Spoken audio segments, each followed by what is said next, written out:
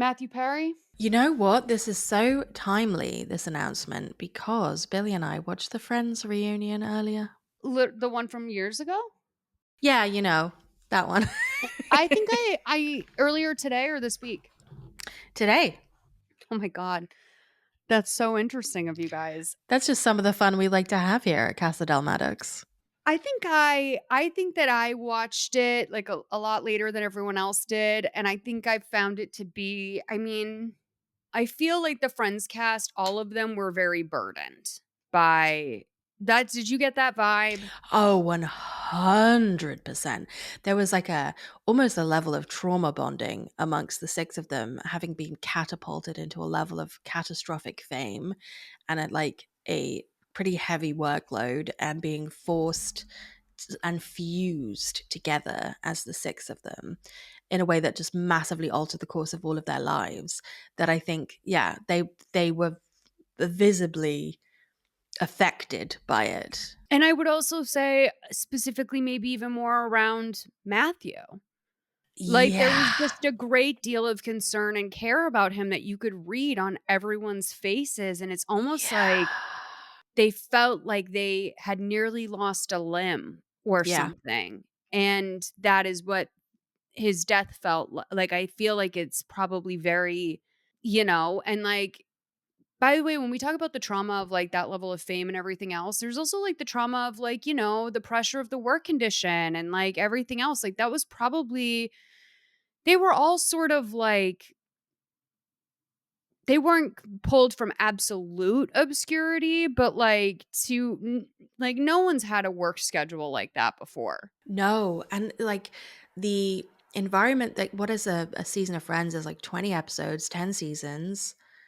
They would record in front of a live audience. They would, like, write stuff on the fly. I mean, not them, but, like, there would be stuff written on the fly. It was very fast paced and, like, the stakes felt very high because, like, the viewing figures were insane, and even now, like, the streaming figures are, like, just astronomical, and, like, that level of, I don't know, impact on the culture for the amount of, like, work that's being done is, like, is actually kind of mad. Like, it And really probably is. very isolating as well because, like, I feel like a lot of them kind of couldn't go anywhere for a long time. Yeah. Like, it's like being a pop star. Yeah. And you know what's really weird? Because like, we were watching Friends just, like, casually. I think it's because I was clinically depressed and, I wanted something safe to watch, and I was like, "I need a thing that I've seen a million times before, and where nothing bad happens, where everything is resolved, when the stakes are fucking low, where, like, truly everything is kind of just on an even keel." And it's really interesting because we watched the episode where Brad Pitt is in it, and Billy said, "Wow, they're really like acting circles around like Brad Pitt." And I was like, "Well, it's Brad Pitt, so like he's not like the greatest actor." But you can tell that that level of like that workload, that pace of which they were shooting stuff, and like the environment in which they were shooting from that live audience, whatever, they were truly like they were kind of masters of that craft of doing that particular thing. Well, it's All hard. of I mean, them. it's hard anytime you throw someone in like a well-oiled machine like that, exactly. But I mean, Yeah. their characters were so strong. It was such a like the jokes are so strong. Like that's a sitcom that Eric and I will put on, which is Yeah. surprising for both of us, but it's a really easy thing to but, I mean, Eric's and his young Sheldon is just hysterical. And, like, by the way, I will say shout out to the people who have come forward and told me that they really actually like young Sheldon. I have not relayed that to Eric and for him to feel more normal, but I will say that it just does crack me up because he's such a snob. Mhm. You gotta fold some Malcolm in the Middle in there, man, like, really, truly. I It's know. I've been like, but like the thing is like I'll say that to him and I bet you know what his reaction's gonna be? No, I don't want to watch that. well, tough shit. Well, like, he's just not that type of person. Like, it's like taking a kid to something that they don't wanna do, like, and it's like, he just is very much like he's not down to clown in that way. Like, if he doesn't wanna watch something, like, can feel it in the room, you Mm. know? And so Wait till he gets a few of those jokes landed, he'd be fucking sitting up, paying attention. Be like a dad watching TV, when they come in the back of the room with their arms folded, and they're like, "What's this? What are you watching? Who's I this?" know, and then, like, he'll wanna rewatch Mad Men, and I'm like, "You have a personality disorder." Like Well, Billy hadn't really, like, ever, like, watched Friends until we watched it, and it would just be on when I was, like, rotting in bed, like, in the background when I was Mhm. just endlessly scrolling, just, like, auto playing on Netflix, and he kept, like, catching bits of it, and then he was like, "This is funny, they're, like, good jokes." And I was like, "I know." Yeah, it is pretty funny. I mean, well, the characters are just so strong. Yeah, but I You know, mean, like, you can have yeah. endless fun. Like, I was saying that the other day to someone. My friend Erica came on Mother May Sleep with podcast, and we were watching Law& and Order SVU, which, by the way, once again, I am stunned by the amount of people I've had on to do SVU who are really not super familiar with the show. Wow. No, I know, because it feels like that's us, right? But it's Mhm. not. Mhm. So she was like, "Some of these jokes, man." Like, there was like Stabler, like they found a woman who was dead. It's a Countess Luann episode, and they found a woman who was dead in her apartment. And Olivia like floats the theories that this woman must have come home from a date, grabbed something to drink from the cellar, and the guy attacked her. And Stabler goes, "So much for romance." And my friend Erica was like, and I was like, "What the fuck?" And I was like, This is the show."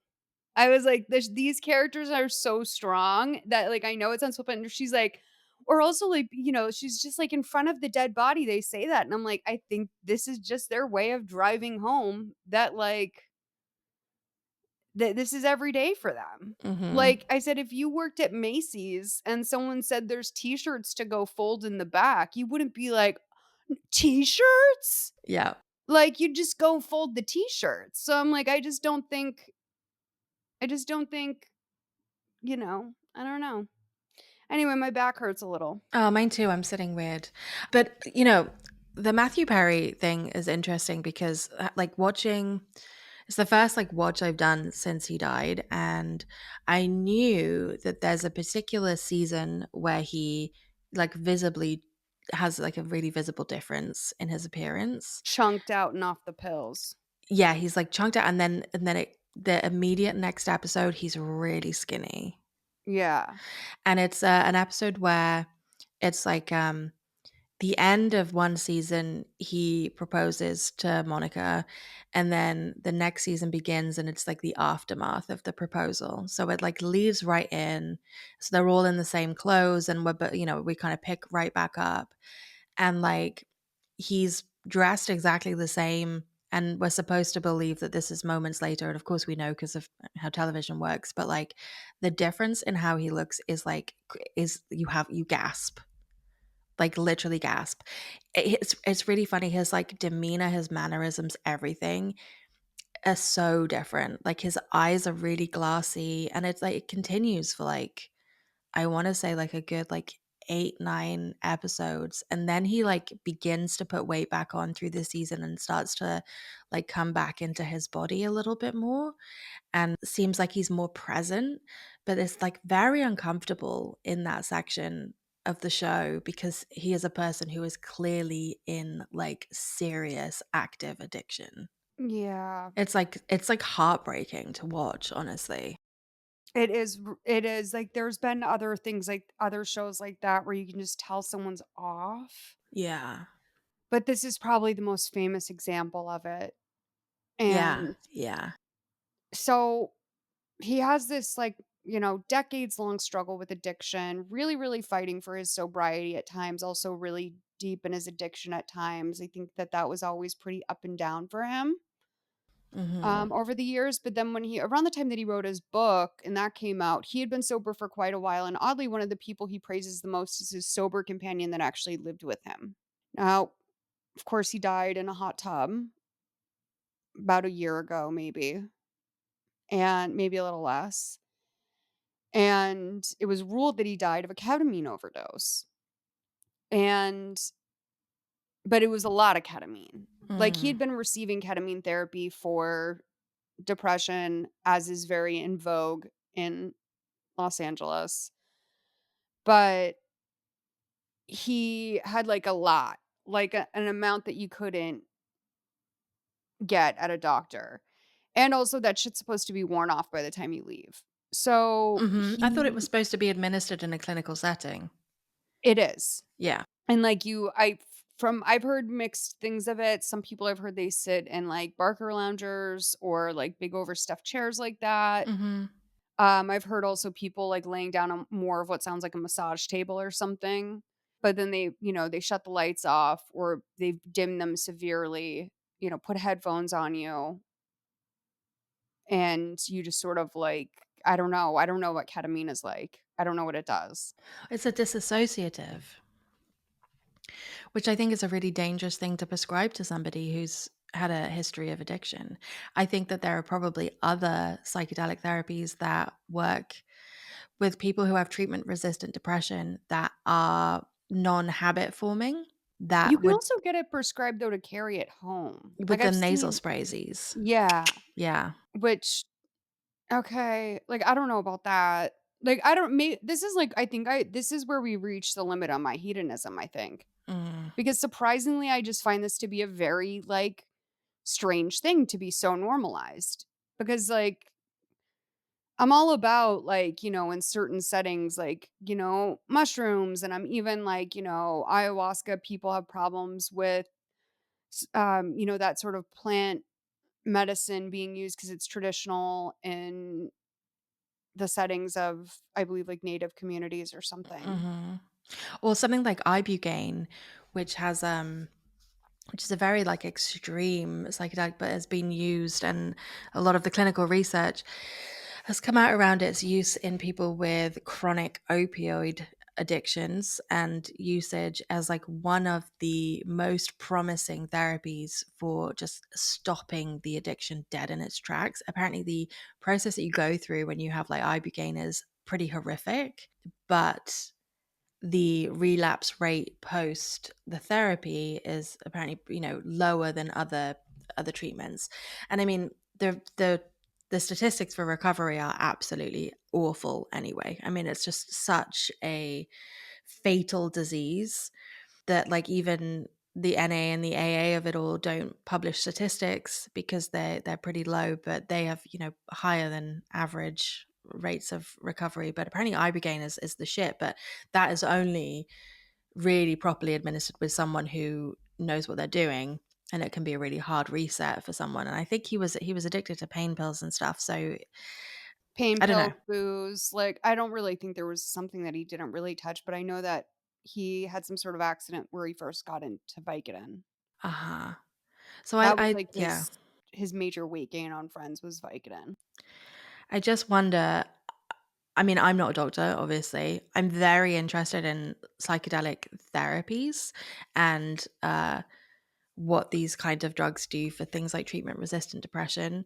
I'm kind of dumbfounded that someone with such a like checkered history of addiction would be prescribed a disassociative like ketamine I legitimately. think that it is a massive failure, and, like, there's a lot of people will say, "Well, like, no, it's good. It actually makes you stop wanting to do drugs," or whatever, but, like, someone who has been so chronically addicted for so long, Yeah. like, I don't know. I think a lot of doctors could argue it's not a good look for me Yes. to Yeah. be, like, hooking up this guy that's, like, a famous drug addict with, like, ketamine, right? A drug that can be habit forming. Some drugs don't have a history of people like taking them in a way that's like physically addictive to them or like habit forming. I would say like LSD is one of them. People don't take LSD every day because you can't. Like you just literally would not be able to. That's a drug that doesn't have habit forming qualities. But like people that have been chronically addicted to ketamine in the past. And addicts are very manipulative, and I don't say that to be mean. I say that because, like, it's important to be aware that, like, the second things start to get justified or whatever, the person is actually in a bad place. You know what I mean? With their sobriety. Mhm. And so when they're like, "But actually ketamine might help me," like, that's a little bit of that's their disease a little bit coming through, right? Mhm. So, I but I have great compassion for that, and I have great sympathy for that, and I think that Yeah. that's why they need to be protected as much as you can, like, you don't want to enable that. Yeah. So, turns out though that, like, he was in a real not only was he being enabled, he was being exploited. There were 5 people arrested in connection with his death. One of them is a doctor known as the Ketamine Queen, Wild. and she they were basically selling him, I think it was like $55,000 worth of ketamine a week. I thought it was, like, over a period of a couple like, 2 months that it was 55K, which is still a lot because it Oh, says that maybe. the Sorry. vials cost $12 to the cost of the ketamine was $12, but they were being marked up at $2,000 per vial. Oh, yeah, you're right. My bad. One of the doctors said they not only do they know it was bad, but one of the doctors said in writing, "I wonder how much this moron will pay." Wild, insane, so chilling to the fucking bone. Yeah. The total disregard for human life is, like, abhorrent to me. But also he was, like, mainlining it. Yeah. And I've never heard of the drug being used like that. But, like, there's no shortage of things that people will I saw a clip of Tommy Lee on, Theo Von's podcast recently where he was saying that he and the band used to inject they used to mainline Jack Daniels, Oof. which, like, I don't know why. For some reason, I was under the impression something like that would kill you. Fucking right it would. I mean, it's, like, not, it's not clean as a thing. And then No. also just the risk of having, like, a fucking embolism from there being a bubble in the syringe No, it's bad. and also, like, why not just drink it? Well, I think they were fucked up on Yeah. heroin. Yeah. So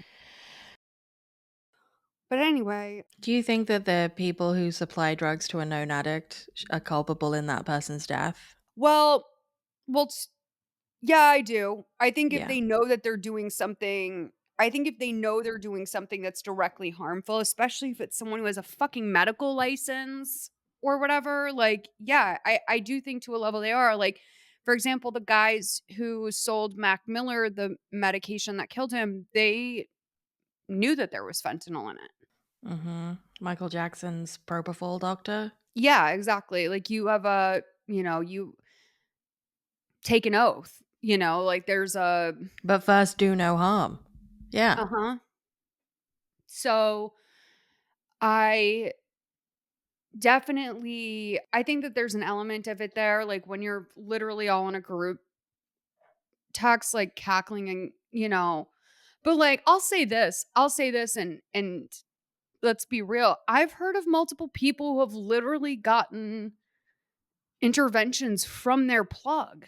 Like, the person Wow. who sells them drugs being like, "Hey, I care about you, and I think you're doing this too much." Wow. Yeah. So, like, are drug dealers obligated to do that? No. No.